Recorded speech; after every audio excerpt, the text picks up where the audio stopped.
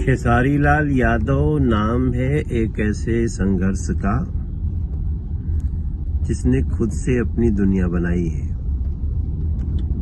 और खेसारी लाल यादव नाम है एक ऐसे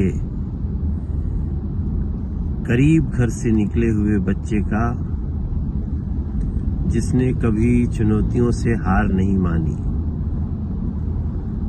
और अब उन्होंने अपने हुनर से, अपने टैलेंट से अपनी पहचान बनाई है। और वो मेरा छोटा भाई है।